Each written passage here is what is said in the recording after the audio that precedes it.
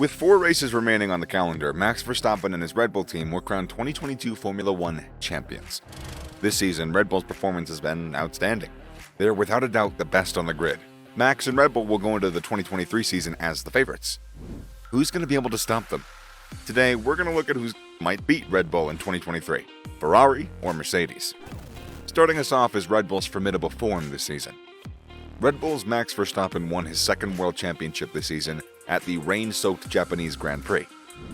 Unlike in 2021, when he won after a now infamous battle with Mercedes' Lewis Hamilton, Max dominated the season, enabling him to win over the championship without being challenged.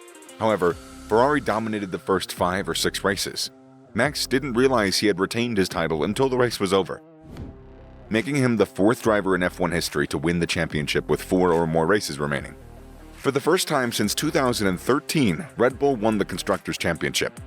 The floor, suspension, and brake cooling features of Red Bull's RB18 car have all contributed significantly to their success. Verstappen has adjusted his driving style to focus on the car's most advantageous aspects, adapting his driving technique to correspond with the car's capabilities. Rather than being overly aggressive in the corners or off the start line, he frequently holds back and waits for the right moment to make his move. In addition to making the most of the new regulations, Red Bull also has a high-level driver who knows when to take risks and when to pull off one of those magical overtakes, resulting in an incredible performance throughout the season. Lewis Hamilton congratulated Max on his win and set the stage for them to continue their fierce rivalry next season. Next, let's look at the challenges that Ferrari has faced in the 2022 season. Ferrari is second to Red Bull, despite dominating the first 5 races of the season.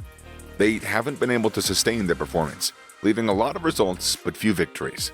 Due to engine reliability issues, Ferrari is forced to reduce the amount of power that they could apply throughout their races and the season generally. Ferrari's car is undoubtedly fast, but both drivers struggle to keep their performance on a knife edge consistently throughout the race, which is exactly what cost Leclerc in France. Due to tire wear, they're unable to maintain their pace during a Grand Prix. Their car is unable to maintain the same tire life over the course of the race, as either the Red Bull or the Mercedes, not only putting them in the strategical corners, but also making them lack the pace to keep up with Red Bull throughout the race. The power unit department has serious reliability issues that have affected both cars. They had to turn down their power units in Mexico due to a marginal cooling effect from the high altitude. Ferrari has made serious operational mistakes, with their strategy being a hot topic in 2022. From failing to collect sufficient data on the hard tire in Hungary to know that it wasn't a good race tire to the pit crew's horrific stops for Carlos Sainz and Zandvoort, instead of being brave enough on new tires in Silverstone, they shafted Leclerc by keeping him out on old tires in favor of keeping track position, making him finish off at P4 despite leading the race on lap 43. For Ferrari to be able to compete with Red Bull in 2023, it needs to fix these problems before the season starts. Following that, Mercedes has encountered their fair share of difficulties this season.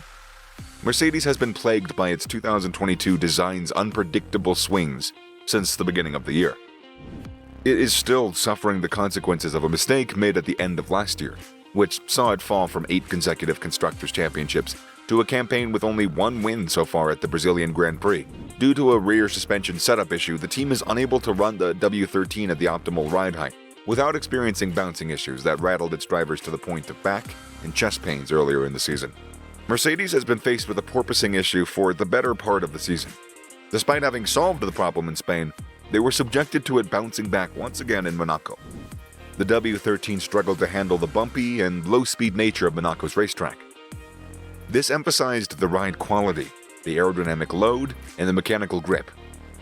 Since the first preseason test, the W13 has had poor ride quality. The car was bottoming out awfully at one point.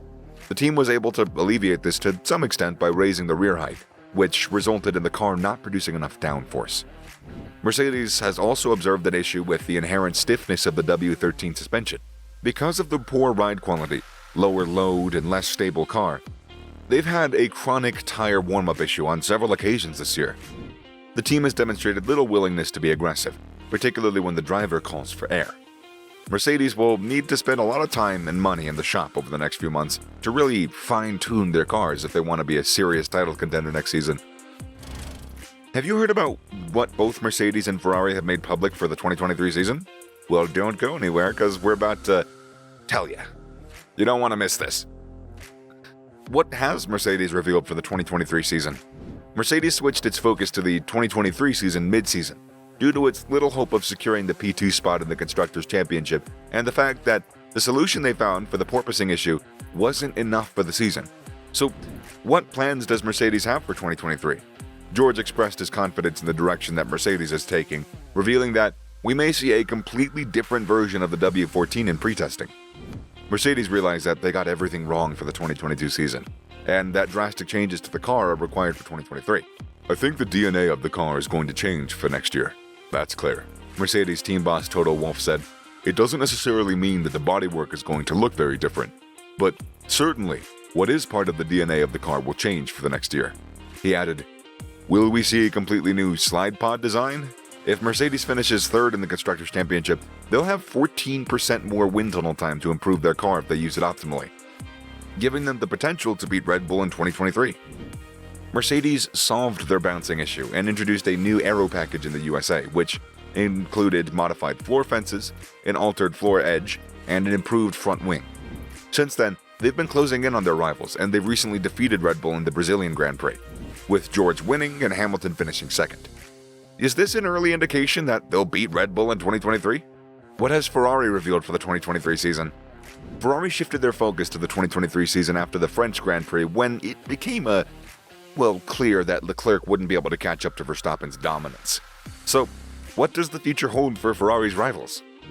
Jacques Clear, Ferrari's senior performance engineer, expressed the team's optimism for the 2023 season. During practice, they frequently switched floors between the old and the new versions, concluding that the new one was superior. According to Clear, they checked the map and confirmed that they're on the right track. Ferrari has decided to stick with its original basic aero concept and ideas for the upcoming season. They approached their engine manufacturers about improving their engines in order to solve the reliability issues and produce a powerful, reliable engine. For their already in development 2023 single-seater car, a larger section of the heat extraction channel on the exhaust side replaces the outlets over the side pods, releasing heat over the radiators and avoiding hot mass directed towards the engine, the gearbox, and transmission, causing additional thermal stress. Because of the reliability concerns associated with high temperatures, this is a critical aspect in the design process, already having an impact on Ferrari's engine performance. The wide configuration of the car and the vertical air intakes should result in a shape similar to Red Bull's car. With all of these and a better shot calling strategy, Ferrari will undoubtedly provide a worthy challenge to Red Bull for the title in 2023. Finally, what does Nico Rosberg think about who, between Ferrari and Mercedes, will beat Red Bull in 2023? The 2016 Formula One world champion believes Ferrari and Mercedes will struggle to compete with, let alone beat, Red Bull in 2023. This season, Red Bull has been dominant, winning both the Drivers' and the Constructors' Championships. And compared to Red Bull's 16 victories, Ferrari only has 4, while Mercedes has only 1, with only the Abu Dhabi Grand Prix remaining. Rosberg praised Red Bull for its overall performance in the 2022 season. Mercedes, an initial force to be reckoned with for several seasons since the turbo hybrid era began in 2014, has a slower straight-line speed than Red Bull. Rosberg believes that in order for his former team to return to its winning ways, they must overcome their straight-line speed deficit. He hopes that Mercedes discovers the secret to gaining some speed down the straights. According to Rosberg, Red Bull has a good car, a high season development rate, reliability, and one of the best drivers in F1 history. They've played a significant role in their dominance in 2022. Due to all of these factors, not to mention a fantastic engine, it'll be extremely difficult for any other team, whether it's Red Bull or Mercedes, to even come close to beating them in 2023. Do you agree with Nico Rosberg's opinion? Who do you think's gonna beat Red Bull next season? Please share your thoughts in the comment section below.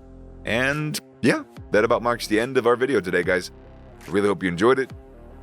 Make sure to do a quick pit stop and subscribe to the channel for more amazing F1 content. Thanks for watching.